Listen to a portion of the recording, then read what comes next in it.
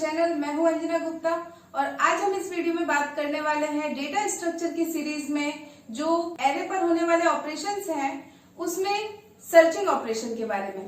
देखिए searching operation क्या है और उसमें जो लीनियर सर्च है और उनके क्या क्या एल्गोरिदम्स और प्रोग्राम्स किस तरह से बनेंगे, ये सारी चीजें हम इस वीडियो में देखने वाले हैं।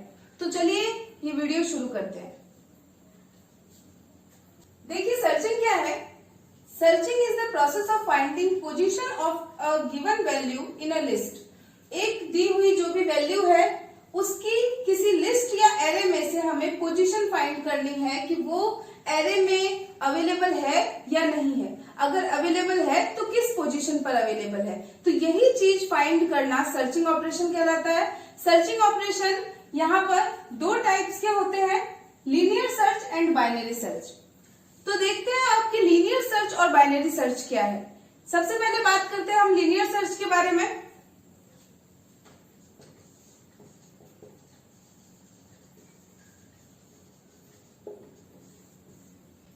देखिए लीनियर सर्च में यहां पर मैंने कुछ पॉइंट्स लिखे हैं। इन पॉइंट्स से आपको क्लियर हो जाएगा कि लीनियर सर्च क्या होता है। जैसे कि नाम से ही पता चल रहा है कि लीनियर सर्च का मतलब है कि लाइन से सर्चिंग होगी इसमें। इट मींस कि इसमें step by step searching algorithm execute होगी। पहले एलिमेंट को चेक किया जाएगा, फिर दूसरे को, फिर तीसरे को, इस तरह से लिस्ट के सारे एलिमेंट्स को चेक किया जाएगा। उस एलिमेंट से मैच कराया जाएगा जो कि हम फाइंड कर रहे हैं। अगर वो मैच हो जाता है तो उसकी पोजीशन रिटर्न कर दी जाएगी। अगर मैच नहीं होता है तो वो आगे के एलिमेंट्स को चेक करेगा। तो ये पूरी प्रोसेस होती है लीनियर सर्च की। देखिए यहाँ पर सबसे पहला पॉइंट है, it is also called sequential search. Sequential search क्यों कहते हैं? क्योंकि इसमें सीक्वेंस में सर्चिंग एग्जीक्यूट कराई जाती है।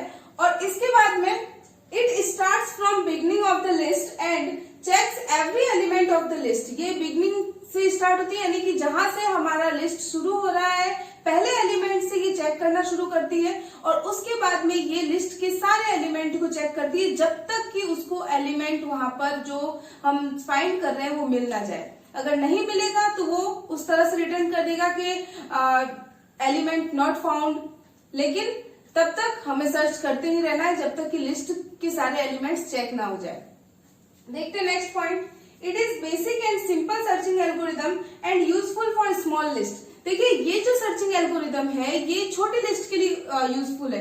ऑब्वियसली जब इसके अंदर एक एक एलिमेंट को हम चेक कर रहे हैं तब यहाँ पर अगर बड़ी लिस्ट होगी तो उसके अंदर चेक करने में कितना ज्यादा टाइम यूज होगा।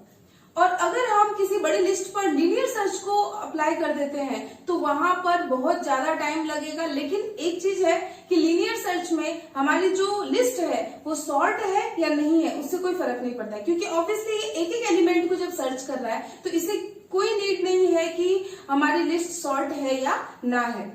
तो लीनियर सर्च के लिए असेंडिंग या डिसेंडिंग ऑर्डर में लिस्ट को सॉर्ट होना जरूरी नहीं है, लेकिन ये यूजफुल है छोटी लिस्ट के लिए। बड़ी लिस्ट में अगर हम इसको अप्लाई करेंगे तो ज्यादा टाइम लेगा because it is a sequential searching algorithm.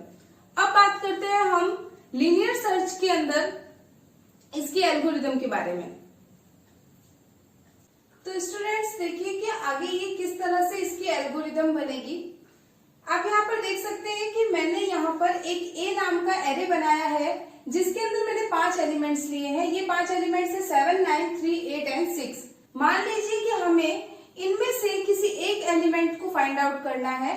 मान लीजिए हमारे पास में एक वेरिएबल है आइटम नाम का और उस आइटम में 8 है। इट मीन्स कि हमें इस 8 वैल्यू को इस लिस्ट में से फाइंड आउट करना है कि ये एलिमेंट इस लिस्ट के अंदर है या नहीं है। तो आप देख सकते हैं किस तरह से यहाँ पर लिस्ट को इंडेक्सिंग दे दी गई है 0, 1, 2, 3 एंड 4। 5 एलिमेंट्स है इसमें टोटल, यानी कि n की वैल्यू क्या रहेगी हमारे पास में 5। तो यहाँ पर 5 टोटल एलिमेंट्स है जिसमें से हमें 8 जो नाम का वेरिएबल एलिमेंट है उसे हमें फाइंड आउट करना है कि ये इस लिस्ट में है या नहीं है। देखिए एल्गोरिदम किस तरह से होगी, स्टार्ट होगी। यहाँ पर सबसे पहले मैंने j = 0 काउंटर वेरिएबल ले लिया है जो हर एलिमेंट के पास जाएगा और चेक करेगा कि वो जो फाइंड आउट करने वाला एलिमेंट है, जो आइटम है, उससे मैच कर रहा है या नहीं। तो इसके लिए जे हमने ले लिया है, 0 से स्टार्ट हो गया, यानी कि ये जो 0 है वो जे है, जे की वैल्यू अभी क्या है 0 है। अब देखिए यहाँ पर एक लूप चलाया गया है, व्हाइल लूप। व्हाइल लूप कहता है कि रिपीट करना है स्टेप 4 और 5 को जब तक j लेस देन है n के। j की वैल्यू अभी क्या है 0 और n की वैल्यू 5। तो जब तक j n से कम है तब तक ही हमें इस 4 और 5 को रिपीट करना है। देखिए यहाँ पर 0 लेस देन n कंडीशन हो गई ट्रू। नीचे आएगा इफ j पर क्या एलिमेंट है अभी 7 एलिमेंट है, तो यहाँ पर हमने लिखा 7 इक्वल टू आइटम की वैल्यू अभी क्या है 8। तो क्या 7 8 के इक्वल है? 7 जो j पर जो एलिमेंट है वो आइटम पर जो एलिमेंट है उसके इक्वल है? इक्वल नहीं है। देखिए अगर ये कंडीशन होती है ट्रू तब तो ये देन के बाद में जो लिखा हुआ है गो टू स्टेप 6 ये एग्जीक्यूट होगा। अभी ये फॉल्स हो चुका है, अभी ये ट्रू नहीं हुआ है, ये फॉल्स हुआ है। नीचे आएगा j equal to j plus 1, j की वैल्यू में इंक्रीमेंट हो चुका है, यहाँ पे हो गया 1। बोला है कि रिपीट करना है 4 एंड 5 को जब तक कि ये फॉल्स नहीं हो जाता। तो अब j प्लस 1 होगा, j प्लस 1 होते ही j की वैल्यू हो गई 1, वापस से चेक होगा, j की वैल्यू 9 हो गई है। अब 1 के अकॉर्डिंग 9 हो चुकी है। आइटम से मैच कराया, ये भी आइटम के मैच नहीं हुआ है, तो अगेन j प्लस 1 हो जाएगा, क्योंकि ट्रू होता तभी ये यहाँ आता, फॉल्स है तो यहाँ आएगा j प्लस 1, j की वैल्यू हो गई है 2। अब मैच कराया जाएगा वापस, तो सेकंड पोजीशन पे क्या है यहाँ पर 3 है। 8 से मैच कराएंगे, फिर से फॉल्स हो गया, j की वैल्यू हो गई 3। तो यहाँ पर j की वैल्यू 3 होते ही यहाँ पे फिर से मैच कराया जाएगा, तो 8 इक्वल टू 8 कंडीशन हो गई है ट्रू। इफ की कंडीशन क्या हो गई है ट्रू। ट्रू होते ही क्या बोल रहा है देन गो टू स्टेप 6। यहां से ये सीधा स्टेप 6 पर चला जाएगा और स्टेप 6 के बाद में ब्रेक लग जाएगा। स्टेप 6 के बाद में क्या लग जाएगा ब्रेक। यहां पर आप चाहें तो यहां पर लिख सकते हैं हम ब्रेक। यहां पर हम ब्रेक करेंगे, क्यों? क्योंकि इसके बाद में हमें ये लूप नहीं चलाना है। लूप के अंदर से अगर हमें जंप करना हो अगले स्टेटमेंट से, यानी लूप से हमें सडनली अगर आउट होना है तो हम उसके लिए ब्रेक स्टेटमेंट का यूज करते हैं। तो यहाँ पर जैसे ही ये कंडीशन ट्रू होगी तो हम ब्रेक लगा करके जो लूप है वहां से हम बाहर निकल जाएंगे। तो जैसे ही हमें एलिमेंट मिल गया हम यहाँ से जंप करेंगे स्टेप 6 पर और प्रिंट करेंगे j प्लस 1 को और आइटम को। देखिए हमें ये जानना था कि ये एलिमेंट इस लिस्ट के अंदर है या नहीं है। अगर होगा तो वो उसका इंडेक्स रिटर्न करेगा, अगर नहीं होगा तो लिखा हुआ आ जाए कि नॉट फाउंड। ये हमें पूरा प्रोसेस करना है। तो इसके लिए हमने अभी क्या किया, पहले मैच किया, अगर मैच हो जाता है तो प्रिंट करना है हमें उसके इंडेक्स को। तो अभी अगर हमने j को प्रिंट कर दिया, मान लीजिए अगर हमने यहाँ पे j को प्रिंट कर दिया तो j की वैल्यू अभी क्या है 3 है, तो प्रिंट क्या हो जाएगा, प्रिंट हो जाएगा 3, जबकि एग्जैक्टली एलिमेंट है 4th नंबर पे। अगर हम एरे की बात करें तो उसकी सबस्क्रिप्ट 0 से स्टार्ट होती है, उसके अकॉर्डिंग ये 3 है, इसकी जो इंडेक्स वैल्यू है वो 3 है। लेकिन अगर हम पर्टिकुलर पोजीशन बताना चाहते हैं तो हम लिखेंगे j प्लस 1, यानी कि इसकी एग्जैक्ट जो पोजीशन है वो कौन सी है 4th पोजीशन। तो यहाँ पर हमने j प्लस 1 लिखा और आइटम, यानी कि जो आइटम है वो 8 वो कौन सी पोजीशन पर है 4th पोजीशन पे है। तो ये हमारा आंसर यहाँ पर हमें प्रिंट कर देना है। इसके बाद में ब्रेक हो जाएगा, तो ब्रेक होते ही ये लूप से आउट हो जाएगा।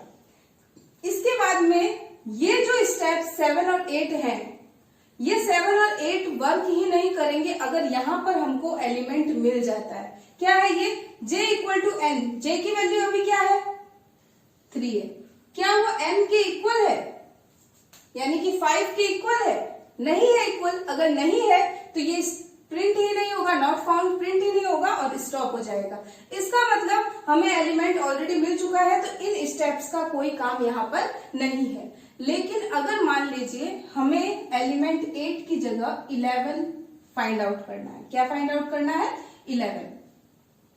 अब 11 तो नहीं है तो किस तरह से वर्क करेगा, देखिए अगर एक एक एलिमेंट को ये चेक करेगा जीरो से ही स्टार्ट होगा, एक एक एलिमेंट को चेक करेगा, 0 लेस देन 5 है अभी, एक एक एलिमेंट को जब ये चेक करेगा, 7 को चेक करेगा, आइटम 11 है, कंडीशन हो जाएगी फॉल्स, फिर j+1, j की वैल्यू हो गई 1, अगेन 9, उसके बाद में 3, 8, 6 सभी को ये मैच कर देगा और लास्ट j की वैल्यू जो यहाँ पर आएगी प्लस होने के बाद में वो आ जाएगी 5 लेस देन 5 होते ही 4 तक तो ये कंडीशन ट्रू रहेगी, ट्रू रहते ही ये चेक करेगा और चेक करने के बाद वापस से j+1 कर देगा। लेकिन जैसे ही ये कंडीशन होगी फॉल्स होने के बाद ये पूरा का पूरा थर्ड स्टेप से सीधा आउट हो जाएगा, पूरी तरह ये यहाँ से आउट होके 7th स्टेप पे आ जाएगा, क्योंकि ये 5th और 6th स्टेप तो 4th स्टेप का ही पार्ट है। अगर ये ट्रू होगा तभी ये 6th स्टेप एग्जीक्यूट होगा,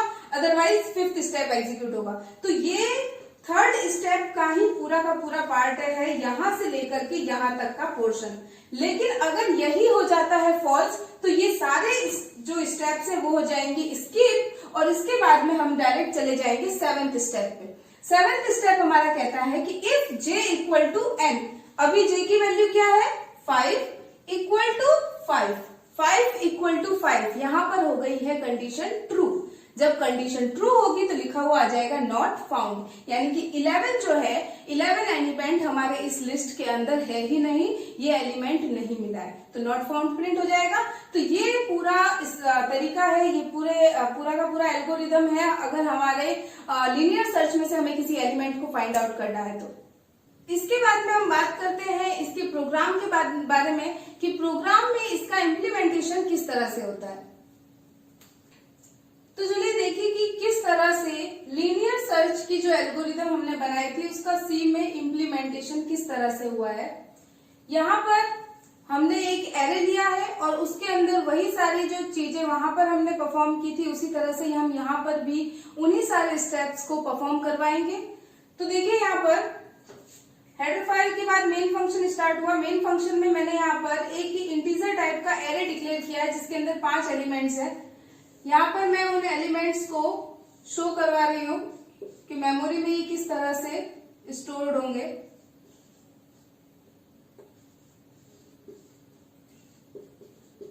तो यहाँ पर मैंने इनकी इंडेक्सिंग के साथ में इसको स्टोर करवा दिया है। इसके बाद में आइटम वो वेरिएबल है जो कौन सा एलिमेंट फाइंड आउट करना है वो बताएगा। तो आइटम वेरिएबल में मैंने अभी कोई वैल्यू नहीं ली है क्योंकि ये वैल्यू मैं यूजर से लूंगी कि यूजर कौन से एलिमेंट को फाइंड आउट करना चाहता है, उसके बाद उसे उसकी पोजीशन बताई जाएगी। यहाँ पर n की वैल्यू 5 ले ली, यानी कि 5 एलिमेंट है तो हमने बोल दिया है कि n की वैल्यू 5 है।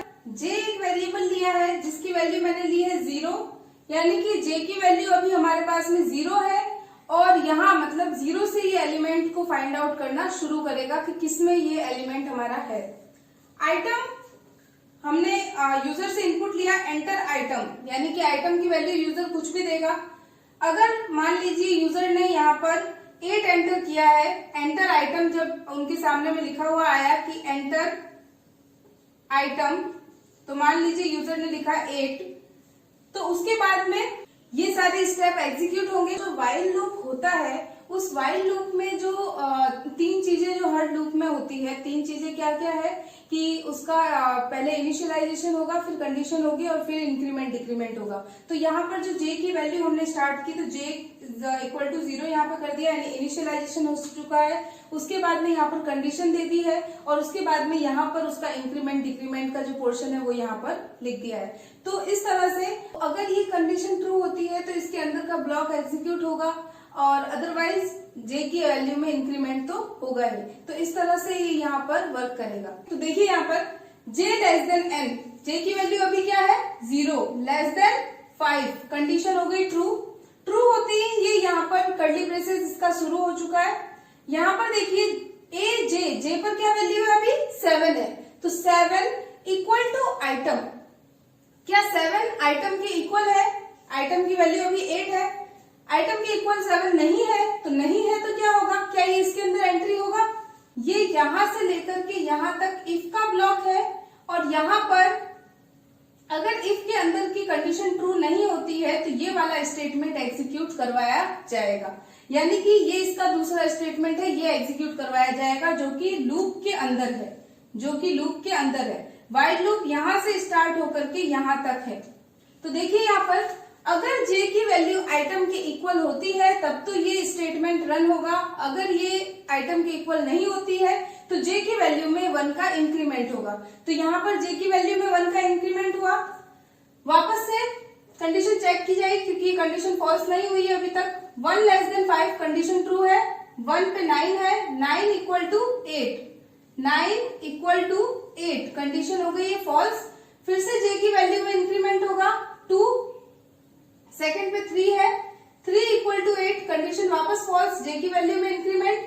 फिर से 3 से चेक करेंगे, कंडीशन अब यहाँ पर हो जाएगी ट्रू क्योंकि 8 इक्वल टू 8 थर्ड पोजीशन पे आ गया है। 8 इक्वल टू 8 कंडीशन क्या हो गई है, ट्रू हो गई है। ट्रू होते ही लिखा हुआ आएगा, ये जो अंदर का जो ब्रैकेट है ये एग्जीक्यूट होगा। कैसे होगा, फाउंड एलिमेंट %d, %d पे पहला जो वैल्यू है वो पहले %d पे, सेकंड जो वैल्यू है वो सेकंड %d पर आएगा। ये पूरा स्टेटमेंट यहां से यहां तक है लिखा हुआ। फाउंड एलिमेंट आइटम में क्या वैल्यू थी 8, found element 8 eight position j+1, j+1 में क्या वैल्यू, j में अभी वैल्यू है 3, तो 3 + 1 4। तो हमारे पास में जो आउटपुट लिखा हुआ आएगा वो इस तरह से होगा, फाउंड एलिमेंट 8 एट पोजीशन 4। इस तरह से ये पूरा आउटपुट लिखा हुआ आएगा हमारे सामने में। अब देखिए इसके बाद में जस्ट ब्रेक लग जाएगा। ब्रेक यानी कि जो ये लूप का पोर्शन है यहां से यहां तक का, सॉरी यहां तक का, ये कर्ली ब्रेसेस लूप का, ये इफ पोर्शन का कर्ली ब्रेसेस है, ये लूप का कर्ली ब्रेसेस है। तो यहां से यहां तक जब ये स्टेप लूप के अंदर से ये आउट हो जाएगा, जैसे इसको ब्रेक मिलेगा, ब्रेक से ये पूरे लूप से ही बाहर निकल जाएगा।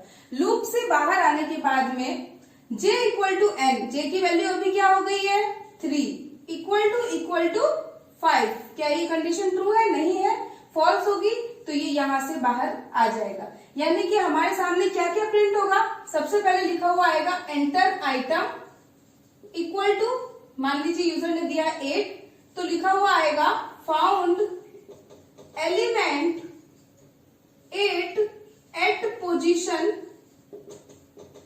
4। इस तरह से हमारा आउटपुट लिखा हुआ आ जाएगा। अब मान लीजिए कि आइटम यूजर ने दे दिया है 10 जो कि इस लिस्ट के अंदर नहीं है, तब क्या होगा, जैसा कि मैंने आपको बताया कि ये व्हाइल लूप के अंदर का जो पोर्शन है ये एग्जीक्यूट होता जाएगा, लेकिन आइटम से कभी भी j की वैल्यू मैच नहीं होगी। j की जितनी भी वैल्यू है 7, 9, 3, 8, 6 सारे ही आइटम से मैच नहीं होंगे। लास्ट में जो j की वैल्यू है वो 5 हो जाएगी, 5 लेस देन 5 कंडीशन हो जाएगी फॉल्स, और ये व्हाइल से बाहर आके यहां पे चेक करेगा j equal to n condition true, print हो जाएगा एलिमेंट नॉट फाउंड। तो अगर एलिमेंट लिस्ट के अंदर से मैच नहीं होता है तो डायरेक्ट ही पूरे व्हाइल लूप एग्जीक्यूट होने के बाद में यहां से निकल जाएगा और j को यहाँ पे n से मैच करेगा। अगर मैच हो जाता है तो लिखा हुआ आ जाएगा एलिमेंट नॉट फाउंड, लेकिन अगर मैच हो जाता है तो ये पहले वाले जिस तरह से मैंने आपको बताया उस तरह से ये प्रिंट कर देगा कि किस पोजीशन पर हमारा एलिमेंट मिला है। तो आई होप कि आपको लीनियर सर्च की जो एल्गोरिदम है, जो प्रोग्राम है, वो समझ में आ गई होगी। अगर आपको ये वीडियो अच्छा लगा है तो प्लीज वीडियो को लाइक कीजिए, शेयर कीजिए, और अगर मेरे चैनल पर नए हैं तो प्लीज चैनल को सब्सक्राइब कीजिए। Thank you for watching my video.